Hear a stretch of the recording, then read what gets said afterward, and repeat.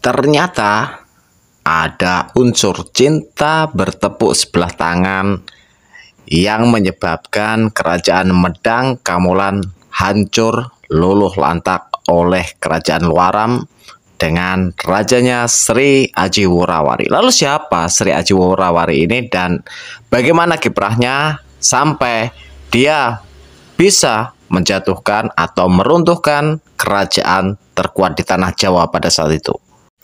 Terus simak kisahnya hanya di channel ini, channel sejarah dan misteri. Tapi sebelumnya jangan lupa untuk subscribe, like, dan komen agar tidak ketinggalan info-info yang menambah perspektif kalian tentang sejarah. Jangan lupa juga dinyalain notifikasinya ya. Gak perlu lama-lama, yuk kita kupas kisahnya.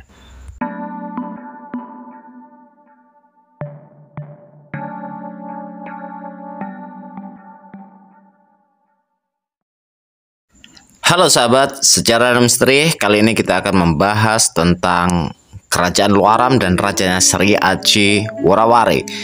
Raja yang bisa menghanguskan, meruntuhkan kerajaan Medang Kamolan eranya Dharmawangsa Teguh. Dan di sini kita akan mengupas siapa sih sebenarnya Sri Aji Worawari ini dan bagaimana dia bisa meruntuhkan dan menghancurkan kerajaan Medang. Oke teman-teman, Sri Aji Worawari ini memang bukan penduduk asli Jawa. Disinyalir mereka adalah orang-orang Persia dari suku Lor, kawan-kawan semuanya. Memang tercatat dalam sejarah bahwa orang-orang dari Persia ketika di awal-awal abad 9 mereka melakukan perjalanan menuju ke Asia dan Asia Tenggara untuk yang pertama itu yang paling utama adalah menyebarkan agama Islam, yang kedua adalah untuk berdagang.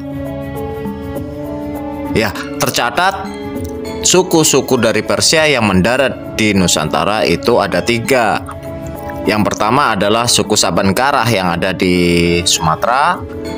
Kedua, suku Yawani juga mendarat di Sumatera, dan ketiga adalah suku Lor yang mendarat di Pulau Jawa.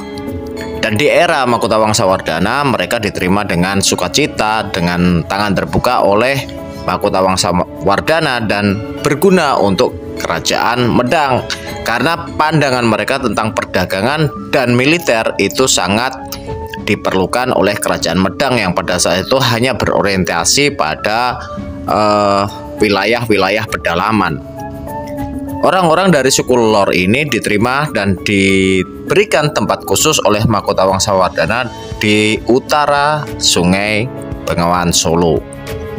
Dan di situ juga diberikan tanah perdikan atau tanah sima dan bercampur dengan daerah Karsian.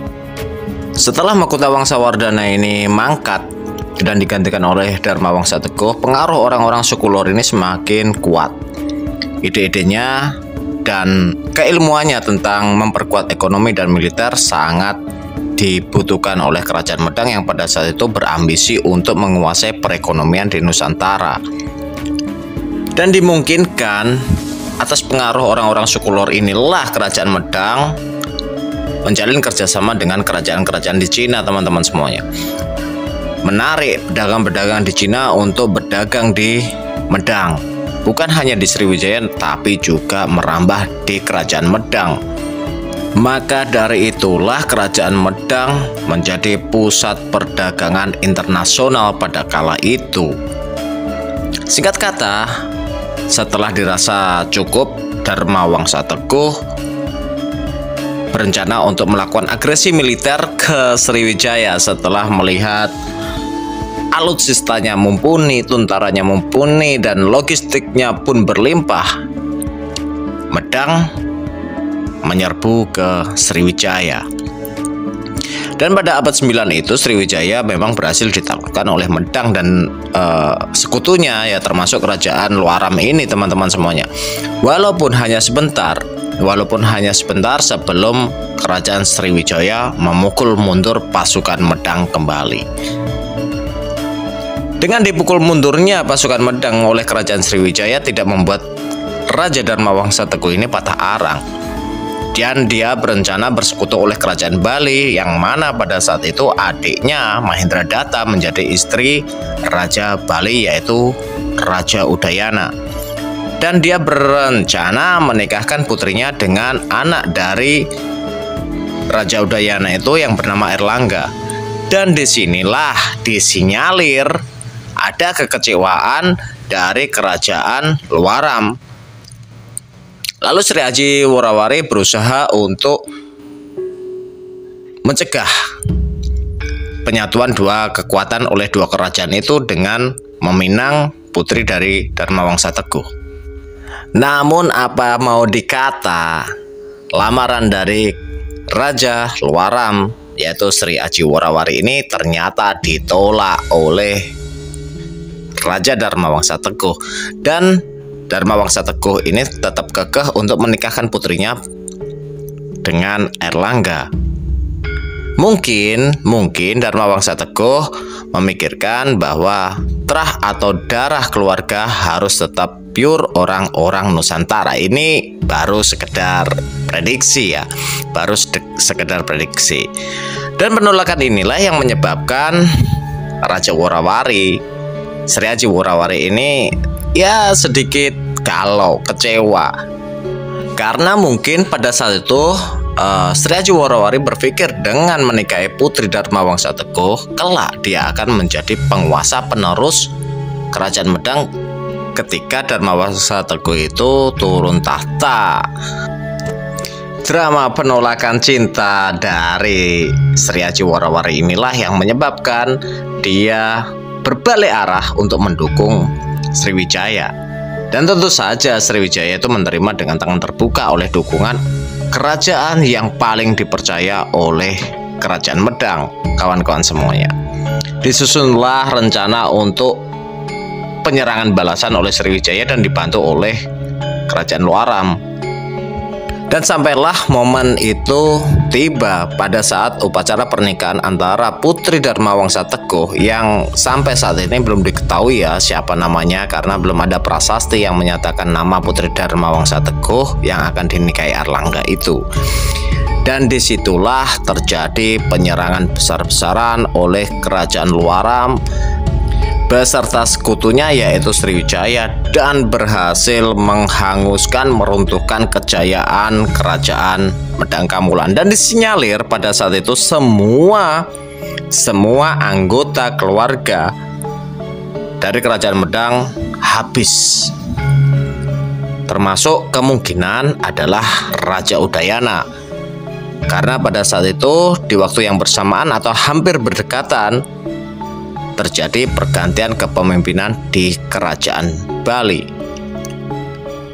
Tapi dalam penyerangan itu Erlangga dan abdinya yang bernama Narotama itu berhasil meloloskan diri dan menyusun kekuatan lagi di kisaran daerah Wonogiri yang sekarang itu adalah Wonogiri, sampai hingga pada saatnya dia dinobatkan oleh para rakyat bekas Medang dan para resi untuk mendirikan kerajaan baru yang bernama Kahuripan. Dan setelah kejadian Mahapralaya yang tertulis dalam situs atau prasasti Pucangan itu, tidak dikisahkan kerajaan Worawari setelah Mahapralaya itu. Sri Aji Worawari sendiri ini disinyalir juga bukan merupakan sebuah nama, kawan-kawan, karena menurut beberapa budayawan Worawari ini artinya adalah campuran atau warna-warni atau werna-werna seperti itu. Jadi kemungkinan pada saat itu telatah kerajaan Luaram atau yang sekarang itu adalah Desa Ngloram itu penduduknya itu adalah penduduk multi etnis, bukan hanya dari suku Jawa kuno ya, tapi juga berasal dari berbagai macam suku, sehingga rajanya pun bergelar Sri Aji Worawari. Kalau namanya masih belum tahu, kita belum ada prasasti-prasasti yang menyebutkan nama asli dari Sri Aji Worawari itu sendiri.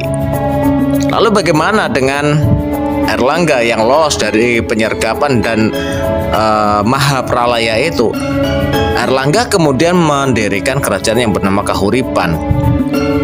Hingga pada saat itu setelah dirasa kuat, Airlangga pun membalas serangan dari kerajaan Luaram itu di tahun 1027 Masehi.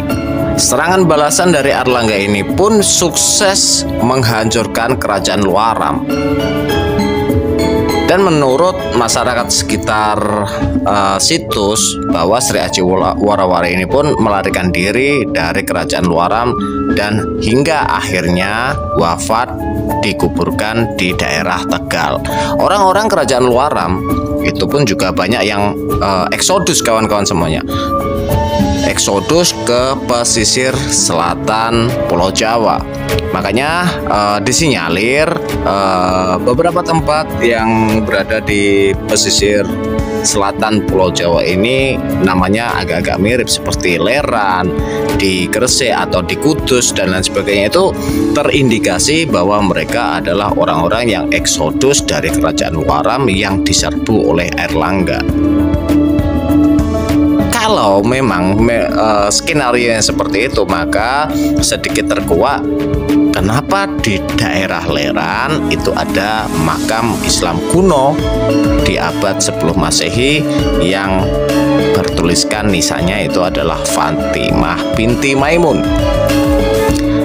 Tapi apakah itu ada hubungannya dengan orang-orang suku Lor yang ada di kerajaan Luaram? Ya kita nggak tahu. Belum ada prasasti yang menunjukkan atau petunjuk yang menunjukkan ada hubungannya antara Leran dan kerajaan Luaram. Ini hanya sekedar prediksi dan kemungkinan-kemungkinan sejarah saja, kawan-kawan semuanya. Nah, itulah kisah singkat siapa Sri Aji Warawari dan bagaimana kiprahnya di kerajaan Medang Kamulan yang juga menjadi aktor jatuhnya atau runtuhnya kerajaan Medang Kamulan yang merupakan penerus dari kerajaan besar yang pada saat itu menguasai tanah Jawa, yaitu kerajaan Mataram Hindu. Dan itu yang bisa kita sampaikan kepada kalian semuanya. Kalau ada salah informasi dan lain sebagainya, kita mohon maaf. Dan jika ada informasi yang bermanfaat, bisa kalian tuliskan di kolom komentar. Di video berikutnya nanti akan kita tampilkan kunjungan kita di situs Warawari yang ada di Desa Ngloram. Tetap di channel Sejarah dan Misteri. Tulis di kolom komentar saran dan kritik kalian. Itu yang bisa kita sampaikan. Sampai jumpa di video berikutnya. Wassalam.